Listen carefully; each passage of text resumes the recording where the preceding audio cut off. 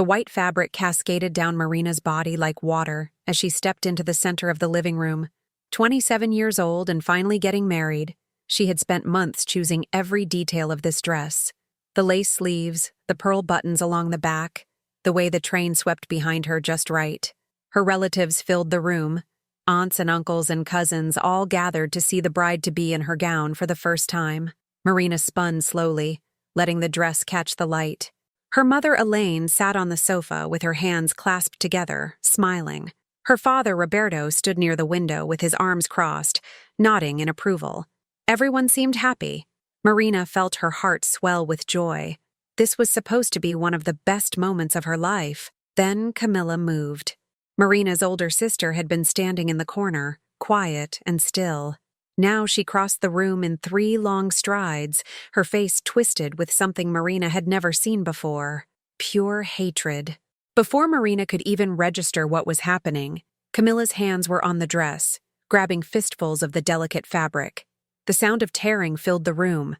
Camilla yanked with both hands, ripping the bodice away from the skirt. She pulled again, shredding the lace sleeves.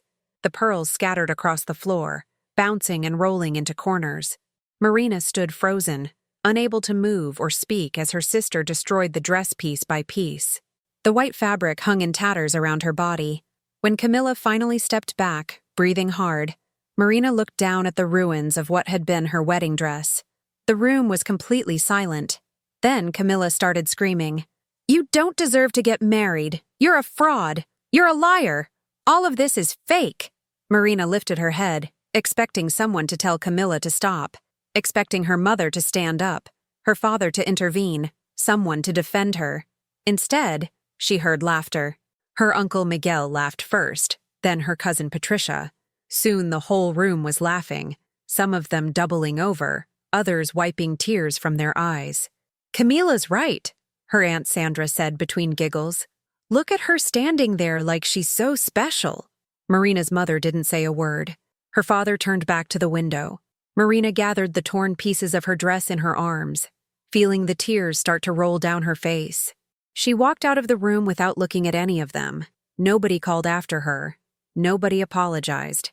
The laughter followed her down the hallway until she closed the door to her childhood bedroom and collapsed on the floor. The next morning, Marina woke up early. She had barely slept, spending most of the night staring at the ceiling and replaying what had happened. The torn dress lay in a heap in the corner where she had thrown it. She picked up her phone and dialed the number she had called so many times over the past few months. "Regional Medical Center, Transplant Coordination. This is Marina Cordova. I need to cancel my kidney donation." There was a pause on the other end of the line. "Ms. Cordova, your surgery is scheduled for 2 weeks from now. Are you certain you want to cancel?" "I'm certain.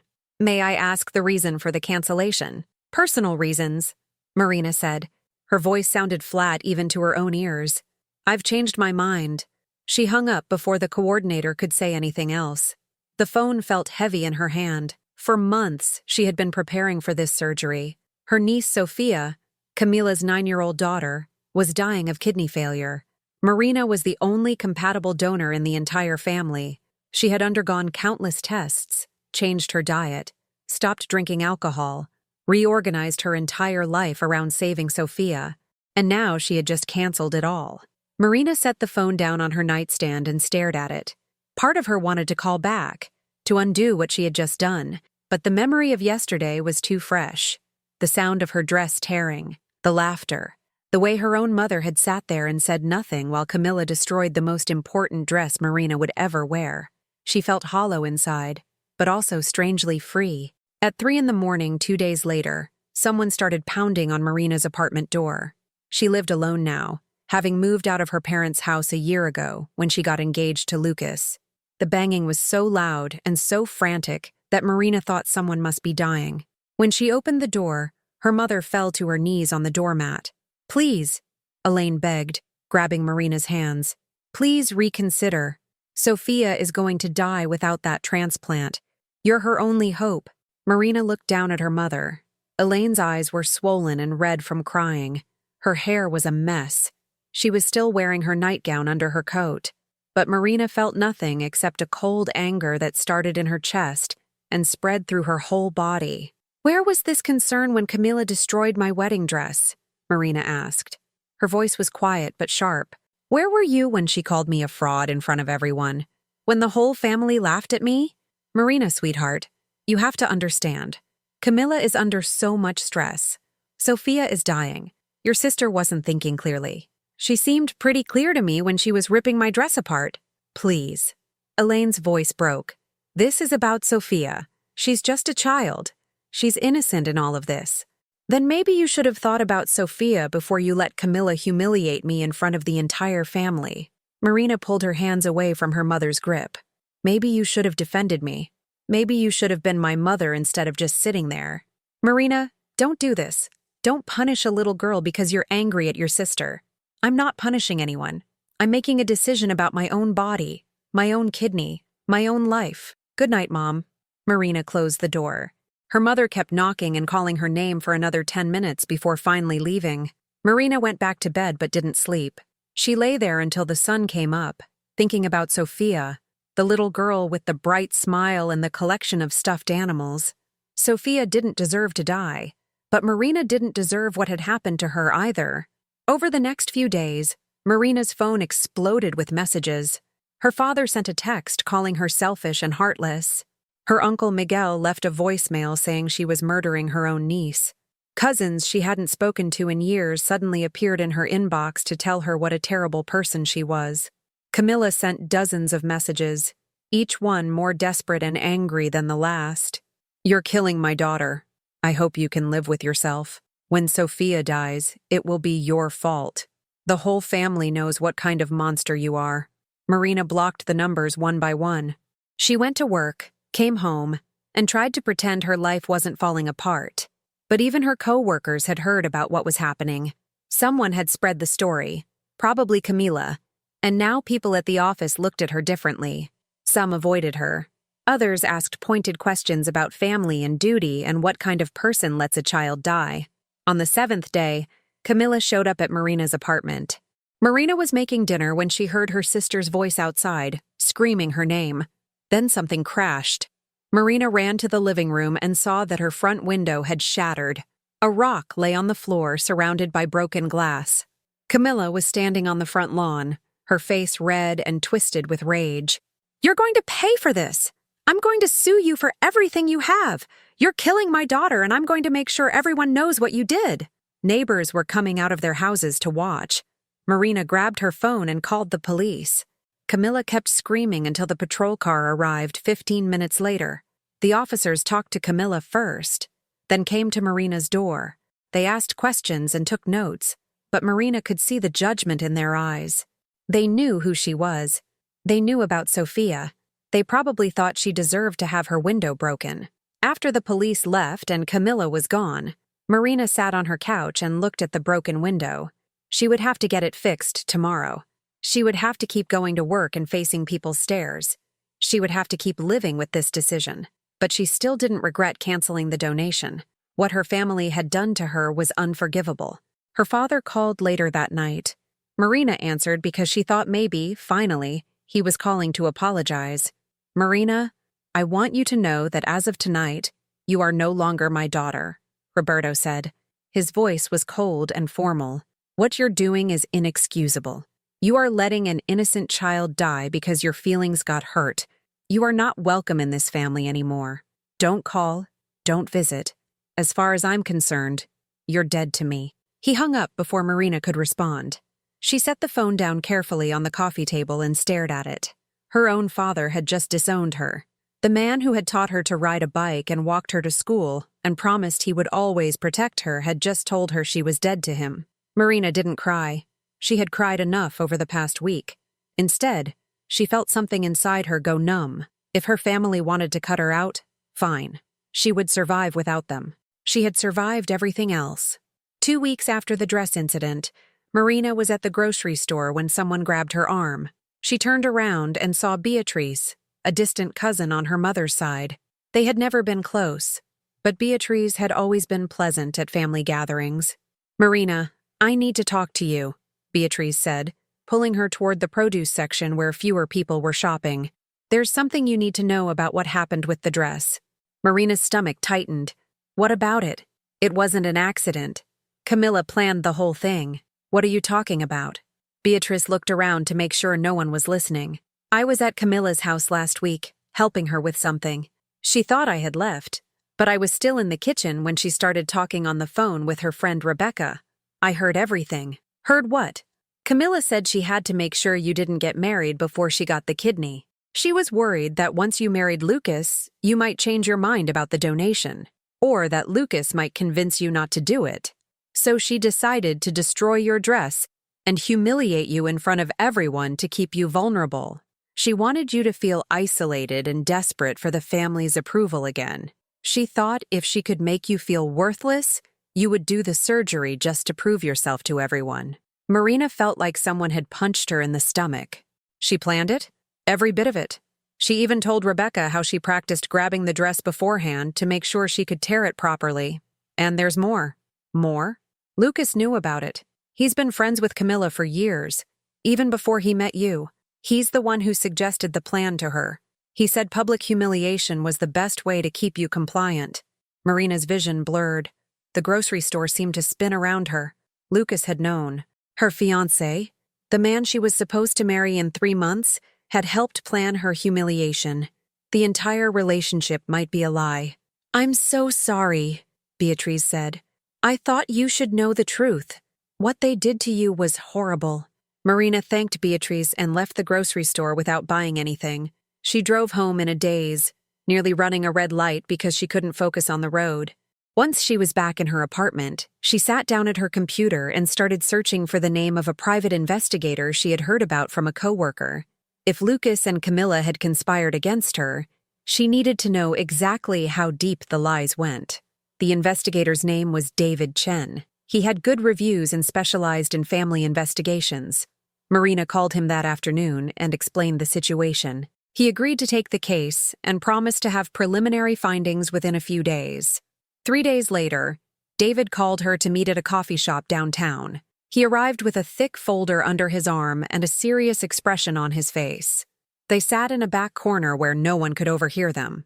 What you're about to hear is going to be difficult, David said. Are you sure you want to know? I'm sure. He opened the folder and pulled out several documents. Sophia isn't Camilla's biological daughter. She's Lucas's child from an affair he had 5 years ago with a woman named Jennifer Hayes. Jennifer died in a car accident when Sophia was 4 years old. Lucas couldn't take custody without revealing that he had cheated on his previous girlfriend, so Camilla stepped in and adopted Sophia to cover up the scandal. Marina stared at the papers in front of her. Birth certificate, adoption papers, DNA test results. Everything was there in black and white. Lucas has been secretly financing Sophia's medical care and everything else, David continued. The adoption was done quietly through private channels. Most of the family knows the truth, but they've been keeping it quiet to protect everyone's reputation. Lucas isn't compatible to donate a kidney to Sophia himself. He's O positive and she's A negative. That's where you came in. He dated me to get access to my kidney? I believe so, yes. The timeline fits. Lucas started dating you 6 months after Sophia's kidney failure was diagnosed. You were tested for compatibility 8 months into your relationship, right around the time he proposed.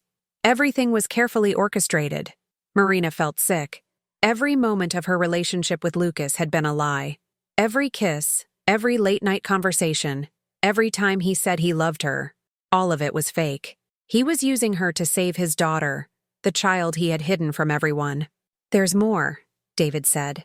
I found evidence that several family members knew about this plan from the beginning. Your mother and father both have text messages discussing how to keep you committed to the donation. Your uncle Miguel helped Lucas research kidney donation requirements. This wasn't just Camila and Lucas. Your entire family was in on the manipulation. Marina closed the folder. She had heard enough. Thank you for your work. Send me your final bill. What are you going to do? David asked. I'm going to make sure the truth comes out. That evening, Marina sat in her apartment and made a plan. She spent hours organizing all the evidence David had given her, making copies of everything, preparing exactly what she would say. She felt calm for the first time since the dress incident. The anger and hurt had crystallized into something cold and focused. Her family had betrayed her in the worst possible way. Now they were going to face the consequences. The next day, Marina called her mother. "I've been thinking about everything," she said, making her voice sound uncertain and tired. "Maybe I was too hasty. I want to reconsider the donation." There was a pause. Then her mother gasped. "Oh, Marina, thank God. We can arrange everything. Come to dinner tomorrow night. The whole family will be there." "I'll be there," Marina said. She hung up and allowed herself a small smile. They thought they had won. They thought she was coming back to beg forgiveness and save Sophia. They had no idea what was about to happen. The next evening, Marina arrived at her parents' house carrying a leather portfolio. Cars lined the street. Everyone had come, just as she expected. When she walked through the door, Camilla rushed over and hugged her tightly. "I'm so sorry for everything," Camilla said, her voice breaking with fake emotion.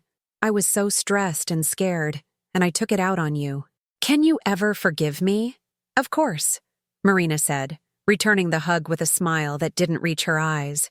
Lucas was standing near the dining room. He came over and took both of Marina's hands in his. There were tears in his eyes. "Thank you for reconsidering. I knew you would do the right thing. I love you so much." Marina squeezed his hands gently. "I love you too." Her mother had made all of Marina's favorite foods: roasted chicken, mashed potatoes, green bean casserole, chocolate cake for dessert. The dining room table was set with the good china that only came out for special occasions. Everyone gathered around the table, talking and laughing like the past few weeks had never happened. Marina took her seat and waited until everyone had their food. Then she stood up and placed the leather portfolio on the table. "Before we eat, there's something I need to share with all of you." The room went quiet. Everyone looked at her expectantly. Marina opened the portfolio and began pulling out documents. "I hired a private investigator to look into some things that were bothering me. What he found was very interesting." She placed the first document on the table. It was Sophia's birth certificate, showing Lucas as the father and Jennifer Hayes as the mother. Sophia isn't Camilla's biological daughter. She's Lucas's child from an affair he had 5 years ago. Camilla's face went white. Lucas stood up from his chair. "Marina, what are you doing?" "I'm telling the truth." Marina pulled out more papers. "Here are the adoption documents showing how Camilla took custody after Jennifer died. Here's a DNA test confirming Lucas's paternity. Here are bank records showing that Lucas has been secretly paying for Sophia's medical care and living expenses." She looked around the table at the shocked faces. Some of them were good actors, pretending they didn't know. Others looked genuinely surprised. The wedding dress incident wasn't a stress-related outburst. It was planned. Camilla and Lucas conspired to humiliate me publicly so I would feel vulnerable and desperate for family approval. They thought if they destroyed me emotionally, I would be easier to control. They needed my kidney to save Lucas's daughter, and they were willing to destroy my life to get it. Marina pulled out her phone and set it on the table. She pressed play on an audio file.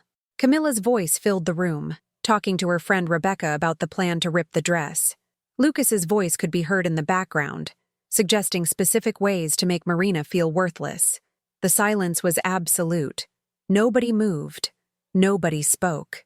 "And here's the best part," Marina continued, pulling out more documents.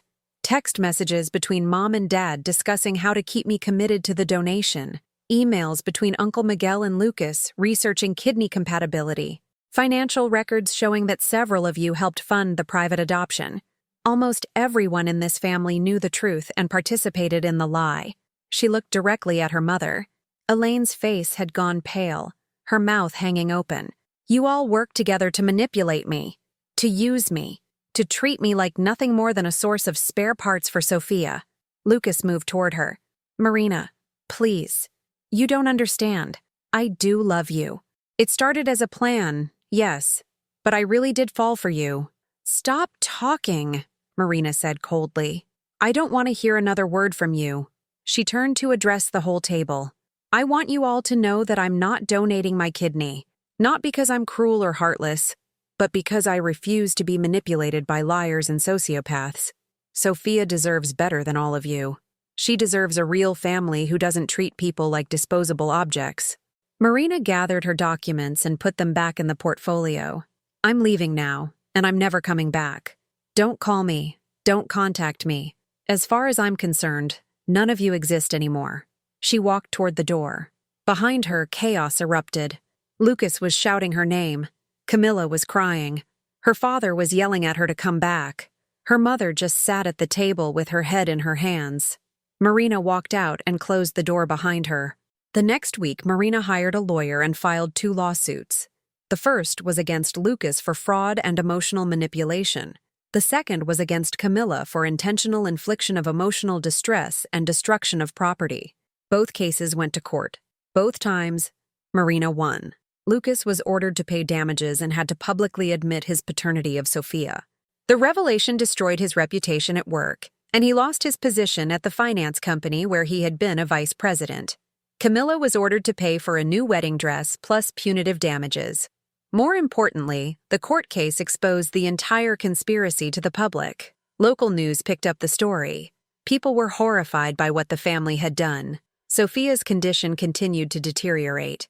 Marina heard through her lawyer that Camilla had put her on the national transplant list, desperately hoping for a donor.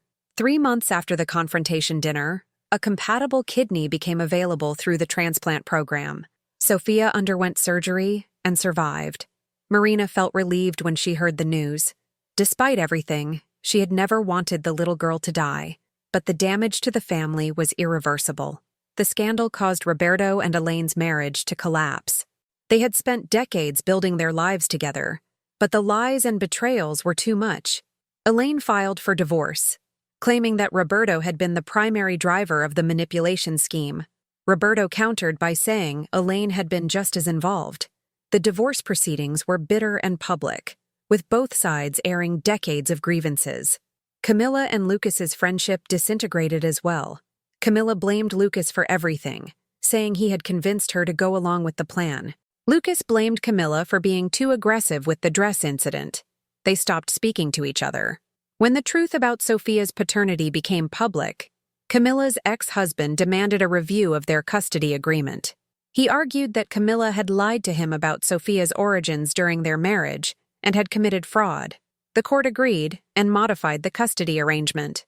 Sophia went to live with Lucas's sister, a kind woman named Patricia, who had nothing to do with the conspiracy. Marina cut off all contact with her family and moved to a new apartment across town. She changed her phone number and blocked everyone she was related to on social media. For the first few months, she felt untethered and alone. She had built her whole life around her family, and now they were gone. But slowly, she started to rebuild. She threw herself into work and earned a promotion to senior project manager. Her co-workers, who now knew the full truth of what had happened, were supportive and respectful. Marina made new friends, people who had no connection to her past. She started seeing a therapist who helped her process the trauma and betrayal she had experienced. One of her new friends was Daniel, a software engineer at her company. He had heard about the lawsuit and the scandal, but he never brought it up unless Marina wanted to talk about it. They started having lunch together in the company cafeteria, then coffee after work, then dinner on weekends. Daniel was kind and honest in a way that Lucas had never been. He listened when Marina talked. He respected her boundaries. He made her laugh. A year after the confrontation dinner, Marina and Daniel started dating. It felt different from her relationship with Lucas. There was no pressure, no hidden agenda, just 2 people who enjoyed each other's company and wanted to see where things went. Daniel met Marina's new friends and got along with everyone. He supported her work and celebrated her successes. When Marina told him about her family and everything that had happened, he simply held her hand and said, "I'm sorry they hurt you. You deserved better."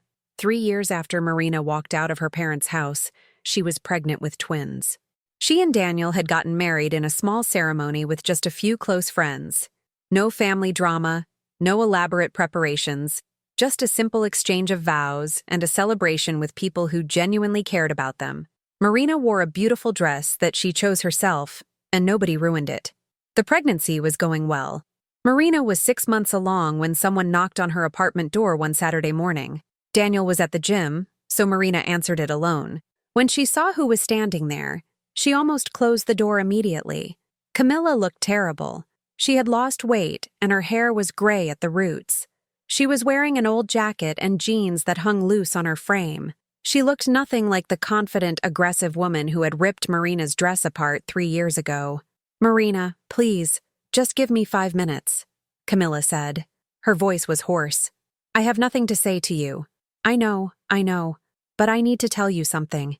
I'm sick." Marina kept her hand on the door, ready to close it at any moment. "What do you want, Camilla?" "I have liver disease, end-stage cirrhosis. The doctors say I need a transplant or I'll die within 6 months. They tested everyone in the family, and you're the only compatible match."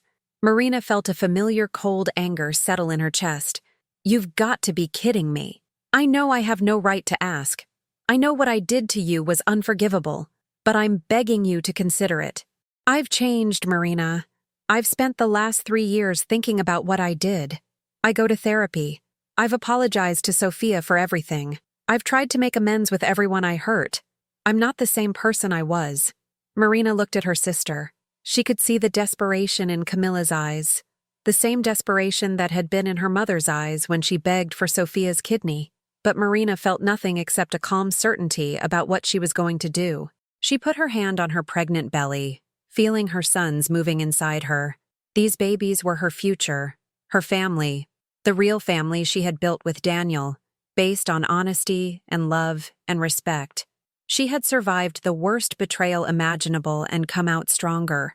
She had created a new life for herself, free from manipulation and lies. Marina looked at Camilla and said one word. "No." Camilla's face crumpled. "Marina, please. You destroyed my wedding dress in front of everyone I loved.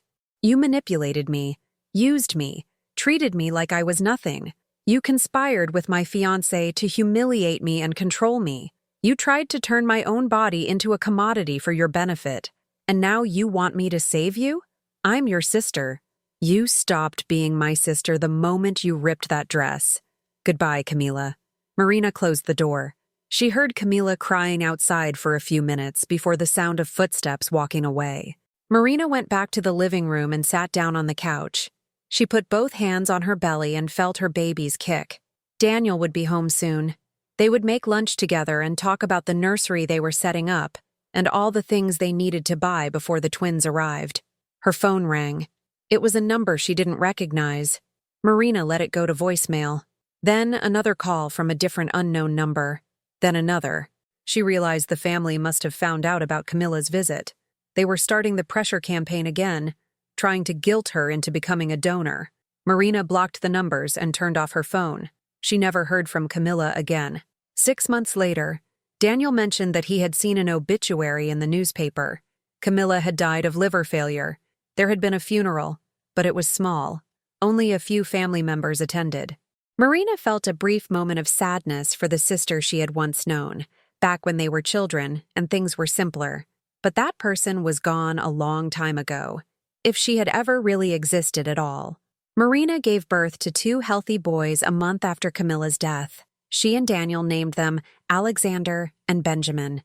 They were perfect. Marina held them in the hospital room and felt a completeness she had never experienced before. This was her family now. These 2 tiny humans and the man who loved her honestly. Marina never told her sons about what had happened with her birth family. There was no point.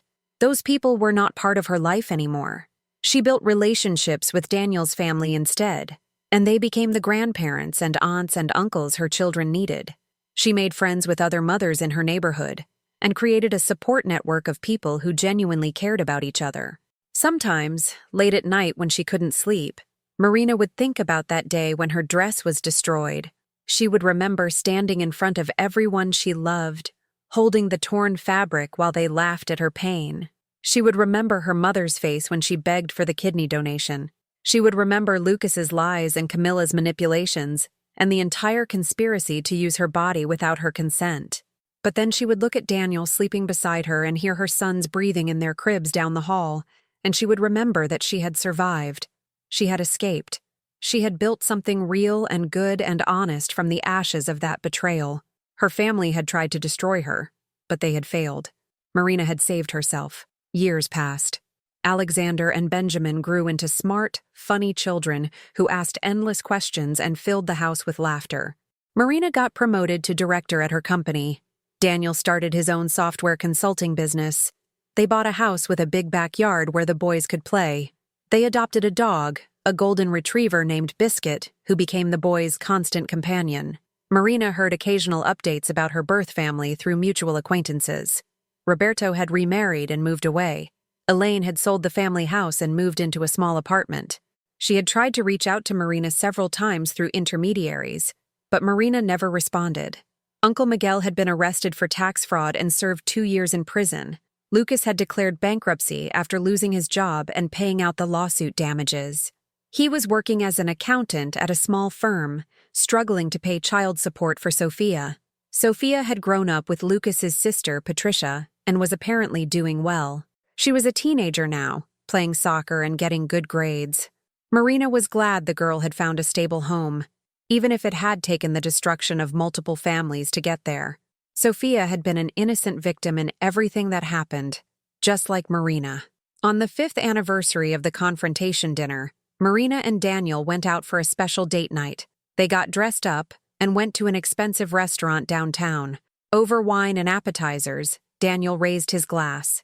"To survival," he said, "and to building something better." Marina clinked her glass against his. "To the family we chose." They drank and talked about their plans for the future. The boys would start school next year. They were thinking about taking a family vacation to the mountains. Daniel wanted to expand his business. Marina was considering writing a book about her experience, though she wasn't sure she was ready to relive everything in such detail. As they were leaving the restaurant, Marina saw a familiar face across the street. It was Beatriz, her distant cousin who had first told her about Camilla and Lucas's conspiracy. Beatriz saw Marina at the same time and waved. Marina waved back and crossed the street to say hello. "Marina, it's so good to see you," Beatriz said, giving her a quick hug.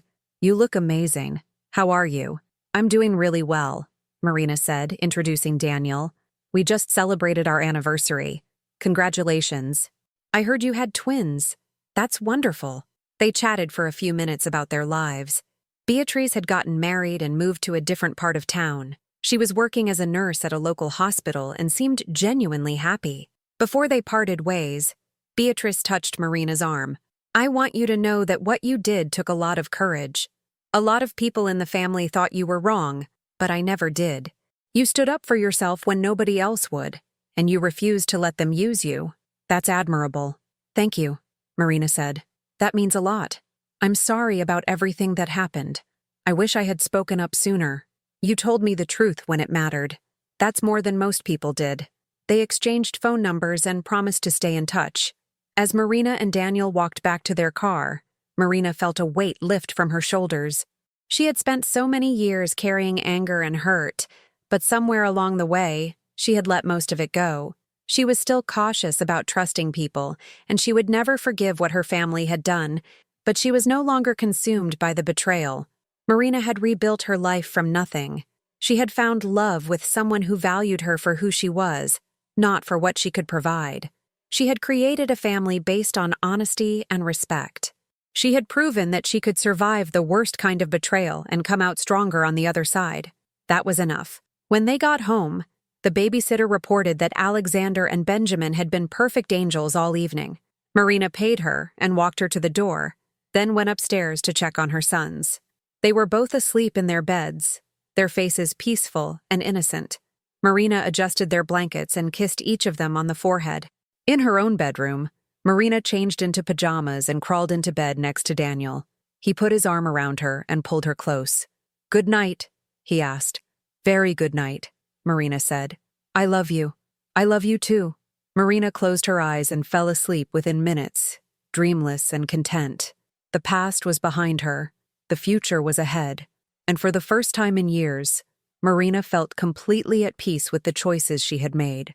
She had protected herself when nobody else would. She had refused to be a victim. She had built something beautiful from the ruins of her old life, and that was enough.